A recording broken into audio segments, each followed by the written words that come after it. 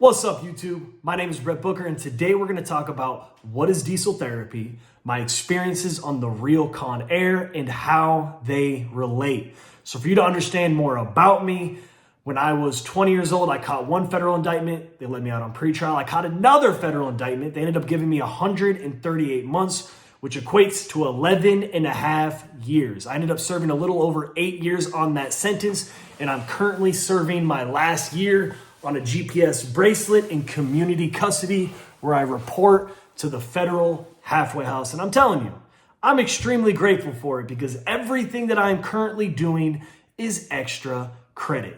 And here's the thing, a lot of people that are in my situation, all they do is bitch and complain. But that's because they think life happens to them and not for them. Me, my mindset is that everything in life happens for me, not to me, that the universe is conspiring to help me. So let's get back to the topic of the video. For you to understand how the correctional system works, you need to understand that there's three primary systems. You have county jail, you have state prisons, and you have federal prisons, AKA the feds. So that's why sometimes when people get out of prison, they'll be like, oh, so you just got home from jail. Nope. Jail is much worse than prison. And typically, state prisons are worse than federal prisons. And there's really levels to it. You can make arguments for many sides, but hands down, jail is way worse than any prison pretty much out there. But there is some plush county jails out there, but that's not the topic that we are addressing. So, people are typically in county jail because they didn't pay child support. They had some parking tickets that they didn't pay. They had a little DUI they had to get rid of, or they're fighting their case. State prisons are for people that committed crimes against the state. These are usually petty, low-level offenders or murderers, rapists, car thieves, small-time burglars, things like that. Then you have the federal system where I did my time, the feds.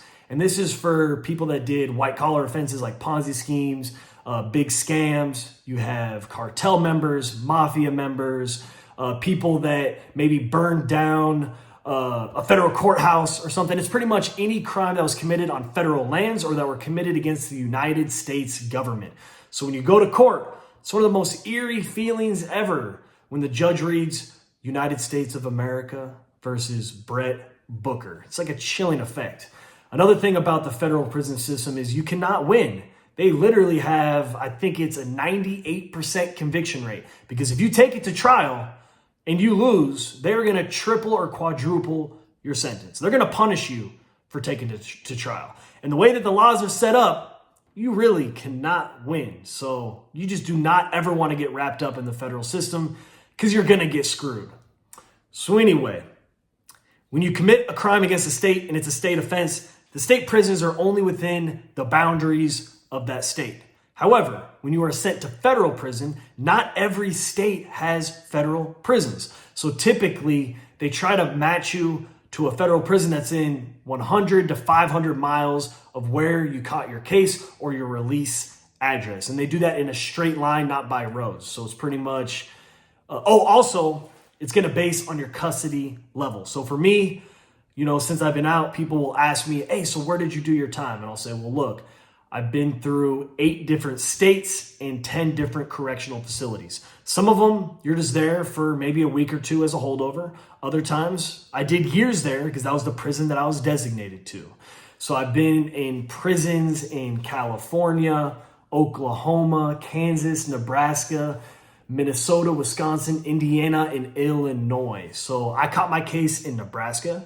After I left the county jail in Omaha, I went to pretty much a holdover facility called CCA Leavenworth, where you are wait to get designated and get officially put into the federal system, be picked up by the U.S. Marshals. And that's where I was officially designated to the United States Penitentiary in Leavenworth, Kansas, which was a short 10-minute drive down the street. So let's get back to the original premise of this video. What is diesel therapy and what were my experiences like on the real Con Air? So, when you drop in custody and they got to send you to a different prison, you might be like I was at a federal prison in Kansas, at United States Penitentiary Leavenworth. When I dropped to low custody, I was designated to a prison in Sandstone, Minnesota. So to get there, you have to go on a plane, on buses, this, that, and the fourth. So for me, I took a bus. I think it was like a 9 or 10 hour bus ride from Leavenworth to Oklahoma. I stayed at this airport jail, which is trippy. It's literally a jail that's just planted right there off the airstrip. They have about 5 or 6 floors, and this place is extremely segregated. They have units specifically designed for the different gangs. Like, they have so many people that are coming through there so often, and they're so dialed in that they know they cannot afford to have riots. And everybody is mixed there. It doesn't matter if you're maximum security or a camper or a low security, a medium security. We're all in the same housing unit because we're all just waiting to get sent to our designated institution. So I was there for about 2 weeks. Then I got on a plane. I got on Con Air, and they took me to Indiana. I got off of the plane at Indiana. We got on a bus, and I went to Terre Haute. Man, Terre Haute, and I talked about this in my last video, was a horrible prison to do my holdover time at, and the conditions were fucked up. So I was there for about a week and a half. Then I took another bus, and we went to Oxford, Wisconsin. I stayed at that prison for 1 day. Then I took another 8-hour bus ride, and I got to Sandstone, Minnesota. All in all, I think it took about 3.5, 4 weeks to go from Kansas to Minnesota. And the reason why they call this diesel therapy is that when you are constantly like getting shipped from this prison to this prison to this prison to this holdover, man, it does something crazy to your psyche because you can never get comfortable. They're going to wake you up at 1 or 2 in the morning. They're going to put you in a holding tank. And you're going to sit in that holding tank with like 100 different guys. You can barely move anywhere around, and you're just exhausted. You're hungry. You want to eat. You want to drink. You want to eat, you want to drink, but you know that you're going to be on this bus, you're going to be on this plane, and if you have to use the bathroom, it's going to be damn near impossible. Like, literally, first off, when you're on the airplane, you're not allowed to take a shit. Like, I don't think they even allow you to take a piss. And besides, you have a chain wrapped around your waist with handcuffs attached to that. If you're lucky, you don't have the black box. The black box is the device they attach in between the 2 handcuffs, and you cannot move your wrist around. They usually save that for people with certain security levels or people that have been known to either talk shit to the marshals or the guards, or if they're just having a good day and they just want to fuck with you, they'll put the black box on. You also have shackles that are attached around your ankles, and they're always digging and digging and digging into your heels with every single step. And in between all of this, you're constantly getting stripped out. You know what I mean? Spread your cheeks, lift your balls, doing the whole check.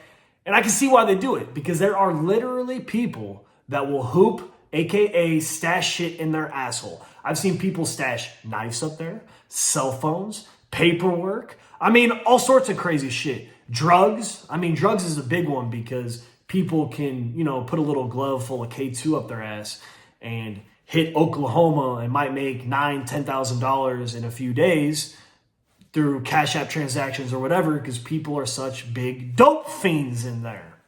So you got to understand that a lot of this stuff is the currency. People feel like they get a lot of power out of doing this, and rightfully so. I mean, when you get to Oklahoma Transfer Center, for example, you're barely getting the toiletries you need. You're locked in your cell damn near all day long. It's always so cold and you have nothing to warm yourself up with. You're barely getting the showers that you want. So just over a 3-4 week period, you're not able to shave. You're not able to get clean. You're always hungry. You're always cold. They're always waking you up at odd times to throw you in a holding tank, chain you up, throw you on another bus or a plane. And that's why they call it diesel therapy. So really, diesel therapy is sometimes it's intentional, sometimes it's unintentional. There's literally been cases where, let's say, an inmate takes off on a guard, or they're investigating someone because they know an individual is selling a lot of drugs on a compound. Then what the lieutenants are going to do is they are going to put you on a diesel therapy route. Now, they have to keep this very under wraps because if they got caught doing this, they could lose their job. But most likely, they would just get reassigned to a different position. So what they'll do is that some of these people that are under investigation, they'll just swoop them off of the compound and throw them in the SHU, the special housing unit. And when this happens, you're under investigation. So it doesn't mean you necessarily got caught with anything. It just means another inmate says, oh, I know that this person is selling drugs or bringing cell phones in. So they'll put them in the chute, maybe do a 90-day to 120-day investigation. And what they'll do is that they'll set them on the route. So that bus that comes once a week that goes, for example, from Sandstone to Oxford, Wisconsin, they'll do that route over and over and over and over again and stay in the shoe in Oxford, stay in the shoe in Sandstone, stay in the shoe in Oxford. Or it might just be, hey, they're going to be the only person on the bus going from Sandstone to Oxford. Then they're going to pick those guys and come right back the next day. And they get stuck on this cycle. And that's not the only way they do it. Sometimes if someone's been a real problem or someone maybe told on a lot of people, they'll get stuck in a diesel therapy loop. This is especially true for people of higher custodies. Like let's say someone is like maybe a high profile snitch or they're a dropout gang member. They might hit a yard. They're going to get run up top, aka beat off the yard. They're going to go to the shoe for maybe 3-4 months. Get shipped to another prison, just like I said, go through all these holdovers, all these prisons, a plane, a bus to get to the next prison. They get on that yard, they're there maybe for 1 day. They get beat up again. They go to the shoe for 3-4 days. Then once again, they get on a bus, they get on a plane. They go to another institution. Maybe they're there, maybe they make it there for a week. They get beat up. They go to the shoe for 3 to 4 months. And the cycle continues until eventually they either drop them in custody because they're like, this is not working out. Like, we just need to find a way to put a management variable on him, drop him in custody so he doesn't get fucked with all the time. And that happens, but the feds will play games with people and they'll get them stuck in this loop. So that's what diesel therapy is all about. Let's transition to my experiences on the real Con Air. So I remember the first time that I was about to get on the plane, all the inmates were sharing these crazy rumors. They were like, man, the Con Air jet is so shitty. You're going to see duct tape on the wing and it's going to be rusty and it's going to like shake so much. And the crazy thing is so many people that are in the federal prison system have never even been on a plane before. And it's like these rumors just get started and they just catch a life of their own. So I remember the first time that we pulled up to the plane, and like I said, this jail is literally on the airstrip. So you have this long hallway. Man, it feels like it's damn near a football field in length. And everybody just sits on it. So essentially, they have like a little staircase. It goes one step, one step, one step. And they have all the marshals set up. So after you literally get up on the step, you lift one leg up, they put the shackles on one ankle. Lift the other foot up, they put the shackles on this ankle. They tell you to turn around. They put a chain around your waist, tell you to turn around the other way. They put the handcuffs through the chain, one handcuff. Like 5 marshals are doing this at one. They get 5 guys done. They say, walk forward, sit on the bench. 5, walk forward, sit on the bench. They fill the whole bench up. Might be 120, 150 guys and some gals, some questionable people too, that I'm not going to get into. And then you get on directly onto the airplane. And I remember looking out the window, I'm seeing the airplane, and it looked like a regular Southwest jet. It was nice. It was all white, had the little American flag in the back. We get on the plane, and like I said, they offer you a water bottle. They offer you a little bologna sandwich. But whenever I'm in transit, I don't eat and I don't drink because I don't want any excuse to have to use the restroom. Because I'm going to tell you, the first time that I rode Con Air, I was so hungry and I was eating everything and I was drinking everything. And man, that morning we got woken up. I think it was like 2:30 in the morning. We're in the bull pit, which I talked about. You know, you're stuck in there. You can hardly breathe. It's hot. It's musty. And you're just tired. You just want sleep, but there's nowhere to lay down at. You're cold. Then eventually they chain you up. You get on the plane. After the long plane ride, which sometimes there's multiple stops before you even get onto a bus, they take you to a bus. Once you get to the prison, you might already be like, 15, 16 hours into sitting in bull tanks, getting on the plane, getting on the bus, and getting to this place. Well, now you have to do the orientation. You have to do the admission. So they're going to go through all the checks. SIS is going to talk to you, aka the prison investigators. Medical is going to talk to you. Psychology is going to talk to you. They're going to take your fingerprints. They're going to do a mug shot. They're going to put you in this bull tank, this bull tank, this bull tank. And in the bull tanks, they have a bathroom. But I've never really felt comfortable shitting in a room with 100 different guys. Like, it's just really uncomfortable. So I remember that first time I had to shit pretty much about the time that we got on the airplane, right? I mean, 17, 18, 19 hours later, when I finally got to my cell and I was finally able to shit, I told my cellie right away, hey, just turn and face the wall, I gotta go. Man, I sat there for like 20 minutes and he kept asking what I'm doing, but my shit got so hard that when I was trying to push it out, I felt like my butt was gonna like rip, dude.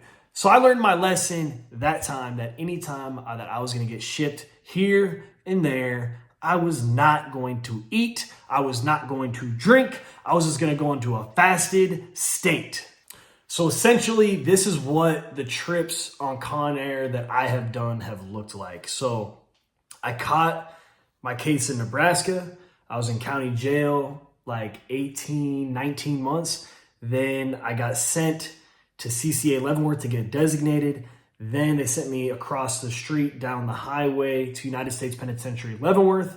Once I dropped custody to a low, I was taken on a bus to the transfer center in Oklahoma City, got on a plane, went to Indiana, took a bus to Wisconsin, then took another bus to Sandstone, Minnesota, where I spent a few years. I dropped in custody again, and I went from Sandstone, Minnesota, back to Oxford, Wisconsin, back to Terre Haute, Indiana, got on a plane, went to Oklahoma City, got on another plane, went to Victorville, California, got on a bus, went to Mendota, spent about 2 years there. Got caught with some cell phones. Then I got shipped back to Victorville.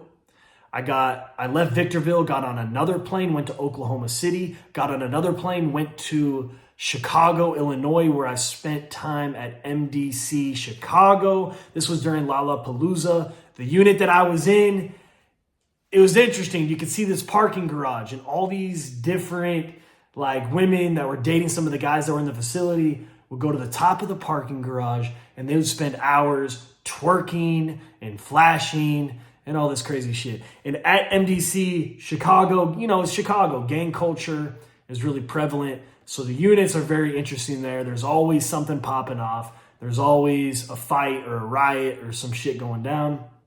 After that, I got on a bus and we went directly from Illinois back to Wisconsin, and then from Wisconsin back to Sandstone, Minnesota, where I finished off my sentence, and that is where I was released.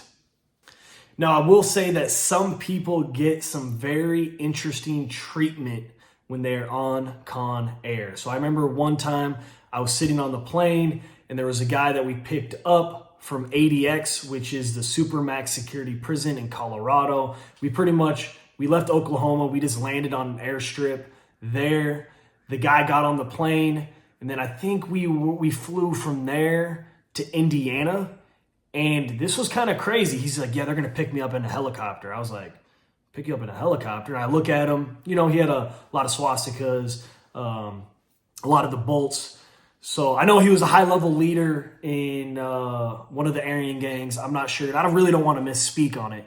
So all I know is that when the plane landed, a helicopter legitimately landed like further down on the strip. The marshals took him off first, put him on the helicopter. I think he was going to court or something. I'm not entirely sure of the entire situation, but he left on a helicopter. So anyway, all I got to say is this to wrap the video up, is that I really don't feel that movies do prison justice. Like a lot of things in life, movies dramatize situations to make them appear more grandiose, like more spectacular. The thing is, prison is so violent, prison is so crazy at times that it needs to be dramatized less. Like literally, if they showed everything that actually went down in prison, like they couldn't even release those types of movies in the theaters. They couldn't even put that shit on Netflix. And that's what's interesting, is that prison is the only thing that like it gets hyped up, but it really matches the hype, especially with Con Air. I've seen the Con Air movie, and the Con Air movie, you know, they're on a small jet. The real Con Air, this is the federal prison industrial complex. They're moving tons of people, constantly rotating, planes going here and there, buses going here and there. So all I got to say is that this is a system that so many people are unaware of, but every single day there may be a plane in the sky or a bus driving down the road, and you have no idea that it is filled with federal inmates. So until next time, let's get it.